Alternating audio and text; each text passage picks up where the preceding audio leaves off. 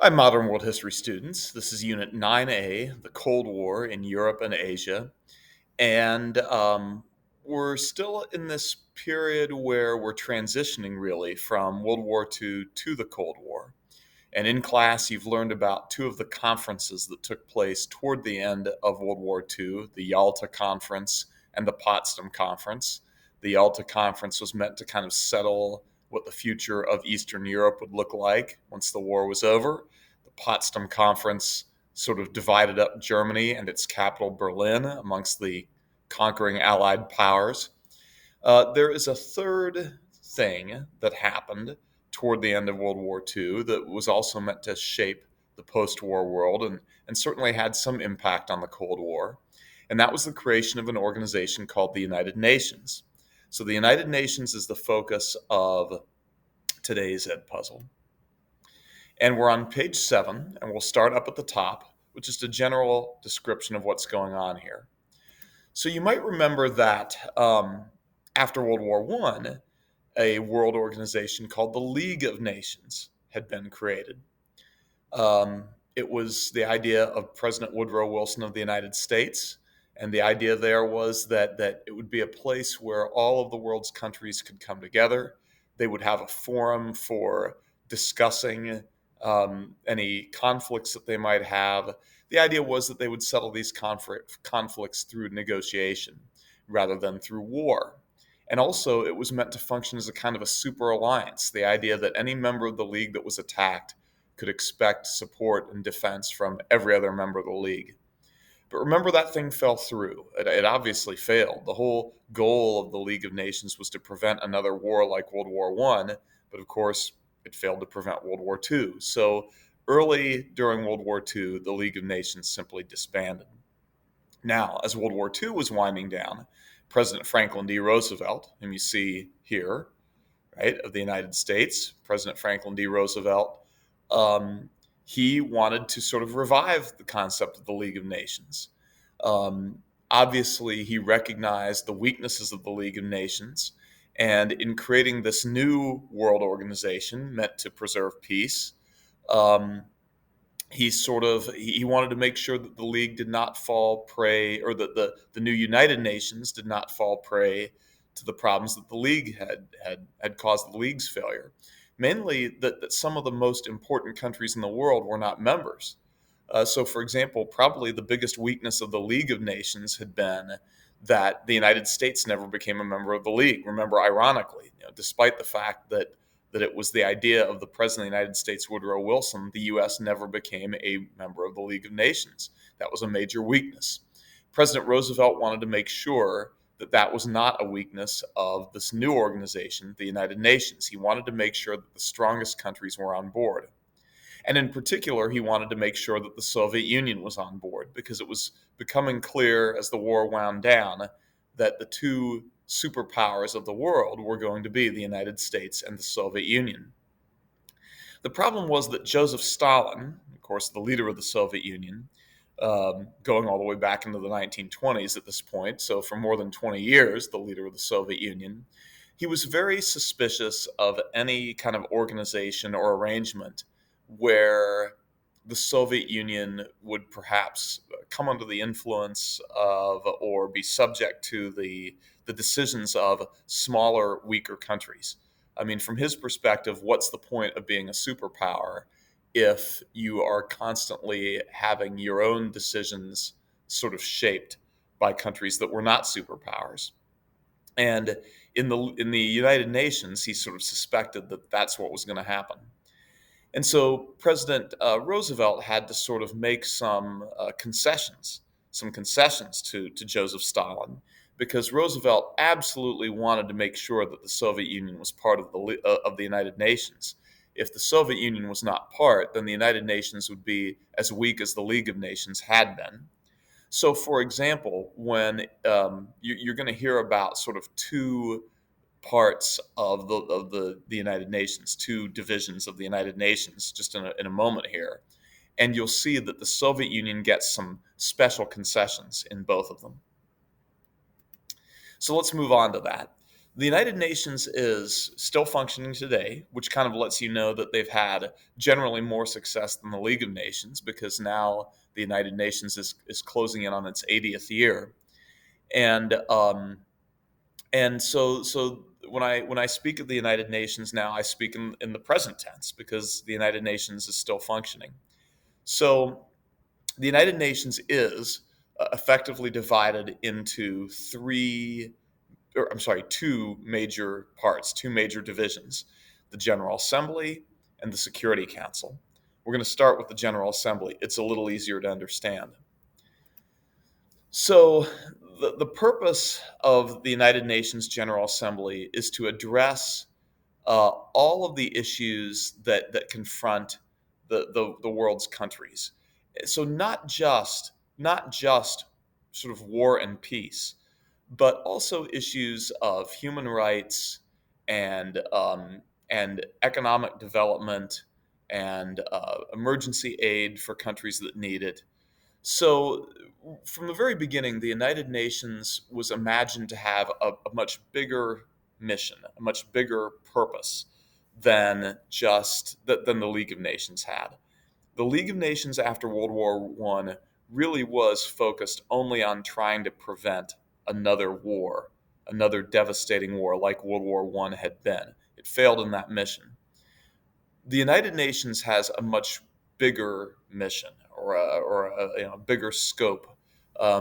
So yes, preventing wars is one of the missions of the United Nations, but it has other purposes as well. So to promote human rights, around the world. Some countries honor and protect their citizens' human rights very, very carefully. Others do not. Others are violators of their citizens' human rights. And so the League of the I'm sorry, the United Nations, one of its major functions, major purposes, is to promote the protection of human rights around the world. That falls under the authority of the General Assembly. Also, the United Nations functions to promote what we'd call economic development. So, economic development refers to the development or evolution of world economies, of countries' economies, from being purely agricultural to ones that support industry and manufacturing and commerce, and then moving from industry, manufacturing, and commerce to sort of information and research and things like that. Because generally speaking, with economic development comes better quality of living. Countries that remain agricultural tend to be low on quality of life. As economies develop and become more sophisticated, um, generally speaking, people's quality of life improves. And so, another function or purpose of the United Nations General Assembly is to promote and encourage that sort of economic development with an eye toward improving the quality of life of people in the countries that are seeing their economies develop. And then I mentioned too, providing emergency support. The UN General Assembly, another purpose there or function there is to provide emergency support for countries in crisis. So countries where there's been some sort of natural disaster, earthquake, hurricane, tsunami, or perhaps a man-made disaster like a nuclear power plant explosion or something like that, or a country that's coming out of war, perhaps civil war. Um, you know, Basically providing aid and support. For providing adequate food and adequate medical supplies and any kind of aid that countries might need. And as a matter of fact, I don't know if you've heard of UNICEF or not. When I was a little kid, um, sometimes we would carry around these little boxes when we went trick or treating, and if we carried one of those boxes, the people who we were trick or treating would give us candy, but then they'd put coins in the boxes, and the boxes were for a United Nations. They were for a United Nations organization called UNICEF, the United Nations International Children's Emergency Fund, and this was part of the United Nations function to provide in places where children in particular were suffering from poverty or disease, sickness, things like that. The United Nations would go in and try to help out. And so the United Nations General Assembly has organizations like the World Health Organization and the World Food Organization. And their jobs are to provide medical support, food support for people who need it. So I guess you could say that the United Nations General Assembly, kind of their functions are more what we might call the soft, humanitarian functions or purposes, the warm and fuzzy stuff that the United Nations is missioned to do, which again was kind of missing from the old League of Nations. In terms of membership of the United Nations General Assembly, so it's called the General Assembly. So general kind of means everybody. So every country in the world is invited to be a member of the United Nations General Assembly. Now you can be kicked out if your country is a chronic bad behavior. You can be kicked out, but generally speaking, every country in the world is invited to be a member of the UN General Assembly. And this was where Joseph Stalin got kind of hung up because, in his view, uh, for the Soviet Union to sit there with all these other countries and have all these other countries equally powerful as the Soviet Union in this organization, that didn't sit well with him. And I guess that does cause us to move on to the question of voting. So in the United Nations General Assembly, not only is every country of the world invited to be a member, but every country gets exactly one vote. So the biggest, most powerful countries, the United States, the Soviet Union, the United Kingdom, they get one vote, and then small countries that many people may not have heard of also get only one vote. And that was part of what didn't sit well with um, Joseph Stalin. So, for example, Stalin said, "All right, if we're going to be a member, if the Soviet Union is going to be a member of this United Nations General Assembly, we demand 4 votes." Because he said, after all, the Soviet Union is not one country, it's a union of countries. It's not one country, it's a union of republics, the Union of Soviet Socialist Republics, USSR, Soviet Union. And so he demanded additional seats in the General Assembly and additional votes for the largest republics of the Soviet Union, in addition to Russia, right? So, and that was something that Franklin D. Roosevelt accepted, and the others accepted. Just kind of goes to show you, though, what Stalin's mindset was toward the United Nations, kind of from the very beginning, kind of suspicious of the entire thing. Now, where the Soviet and Stalin's influence is much more noticeable is in the other division of the United Nations, which is called the Security Council. And the Security Council's purpose is much more focused on security, right? This is where the discussions of war and peace are much more prominent. Whereas the General Assembly tends to focus more on the soft, humanitarian, taking care of people, protecting their human rights, promoting economic development, trying to provide a better quality of life. That's more the General Assembly. The Security Council focuses much more on security and preserving peace, and also punishing countries that are breaking the peace. So, for example, in the Security Council, this is where, um, if a war has broken out somewhere, if people are fighting, the Security Council is where they will try to lead discussions that would result in a ceasefire, a temporary end to the fighting. So they try to bring an end to fighting. They try to bring an end to wars.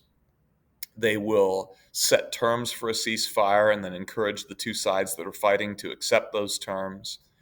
So that's part of what the Security Council does. The other thing that the Security Council does, as I mentioned, is punish countries that are behaving badly, punish countries that are a threat to the peace or are breaking the peace. So the Security Council has options available to it. One of those is simply to issue a statement, uh, basically taking sides in a war. So if a war is going on, if fighting is going on, the Security Council can issue what's called a resolution in which they state this side is in the right, this side is in the wrong. And if you're in the wrong, you should be very ashamed of yourself and you should stop what you're doing, right? So that's kind of the first step. If the Security Council perceives that one country or another is to blame for fighting, um, or for threatening other countries or being a danger to the peace. The next level up then is the Security Council can issue what are called sanctions. So sanctions are penalties or punishments, which are issued by the Security Council against a country who they perceive is a threat to peace or is breaking the peace. So sanctions oftentimes take the look of the Security Council will pass a resolution calling on all of the countries of the United Nations, not just the ones who are in the Security Council, but all the countries of the United Nations, maybe to stop trading with a certain country, to stop selling things to that country, particularly weapons or other kinds of materials that could be made into weapons. So you think about after Japan invaded Indochina, President Roosevelt issued an embargo of steel and oil so that American companies could not sell steel or oil to Japan. The United Nations can do that. The United Nations can call, the Security Council can call on all the members of the United Nations not to sell certain products to certain countries that they feel are violating the peace, um, or even not to sell anything to them. The United Nations Security Council can call on its members not to buy certain products. So, one country that has been perceived at times as a threat to peace is Iran. And Iran is a major exporter of oil. And the United Nations Security Council has in the past called on countries to stop buying oil from Iran because that's a way of punishing Iran for its perceived violations of the peace. It's a way of maybe weakening Iran so that its government might have to change its ways, or so that maybe it can't build up its military. So sanctions, especially trade sanctions, are another tool that the Security Council can use. And the Security Council can call upon its member countries to use force. If you have a country that has really gone too far and has maybe attacked another country, invaded another country, the United Nations Security Council can call on its members to use force to come to the assistance of the country that was attacked. You'll see that that's what happened when North Korea invaded South Korea in 1950. The UN Security Council called on member countries to assist South Korea in defeating the North Korean invasion. Now, membership. There are only 13 members on the Security Council. So not all countries are invited, and most of the countries that sit on the Security Council rotate, right? So they rotate in and out based upon regions. So each region of the world has a certain number of members on the Security Council who rotate in and out of the Security Council. They're on for a couple of years and they're out for a while. But there are 5 members of the Security Council who are permanent members. And this is also a reflection of Joseph Stalin's demands. The 5 permanent members of the Security Council are the United States, the United Kingdom, France, China, and what at that time was the Soviet Union, now just Russia again. So those are the 5 permanent members. They are essentially the countries that won World War II, right? I mean, some played a bigger role in winning the war than others, but they are the countries that were the winners at the end of World War II. They are permanent members. So they do not rotate out. They're always present. And that was something that Joseph Stalin insisted on, that matters of war and peace would not be made by the General Assembly, right? Where the Soviet Union would have the same number of votes as Djibouti or something like that. He was not accepting of that. But, decisions on war and peace would be made in a smaller council with more exclusive membership, of which the Soviet Union would always be a member, a permanent member. And of course, if the Soviet Union was going to be a permanent member, then we were going to be a permanent member, and so on. So you end up with these 5 permanent members. In voting, the permanent members have a veto power. And that veto allows them to veto each individually. They don't have to exercise their veto as a group of 5. They each individually have a veto power, which gives them enormous influence over what the Security Council is able to do. This is also to make Joseph Stalin happy. So let's say that there is a 12-1 vote in favor of some resolution. Let's say the Security Council wants to punish one country or another for its behavior and is going to call for trade sanctions. Let's say the vote is 12-1 in favor of trade sanctions, but that one country that voted no is one of the five permanent members: the United States, Soviet Union, France, UK, China. That one no vote blocks the entire thing. So the Security Council not only has five permanent members, but each of those five members has a veto power and can block the council from doing anything. So that's how the Security Council works. Now, so what does that say about the United Nations then and its performance of its mission over these last 75 years, now closing in on 80 years? Well, in general, the Security Council has done a pretty good job of promoting human rights around the world.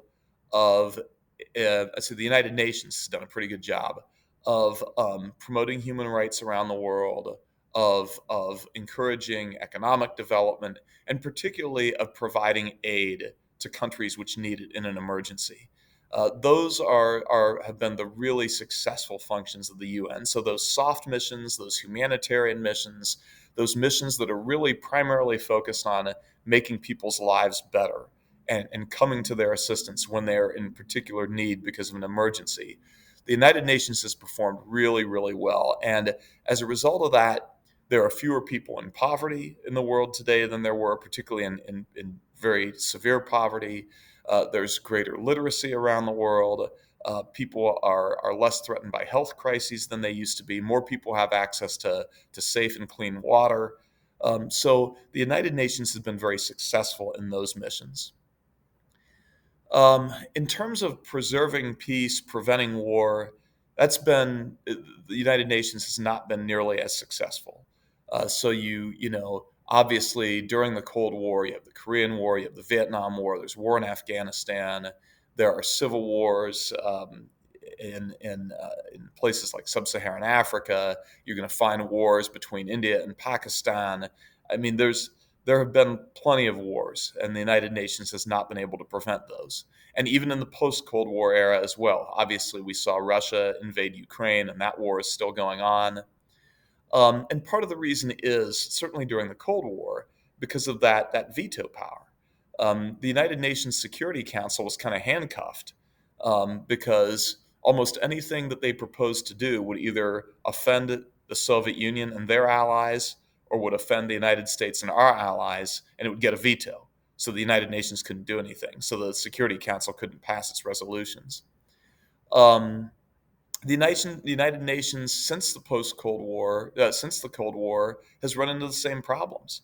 The Security Council could not pass any kind of resolution to condemn Russia's invasion of Ukraine because Russia would simply veto it. Russia remains a permanent member. The United Nations has had a little more success with what's called peacekeeping, which is where a war has concluded, and the United Nations send in these blue helmeted peacekeepers to kind of step in between the two sides that were fighting and make sure that fighting doesn't start up again. So, in places where there has been a war and the war has wound down, the United Nations has had more success with peacekeeping, preventing wars from re erupting, but has not obviously had a lot of success in preventing wars. So there you go. That's sort of a very basic introduction to the United Nations, its functions, and its effectiveness. And you're going to hear a lot more about the United Nations as we go forward in this unit and others. So until then, take care of yourselves, hang in there. So long, modern world history students.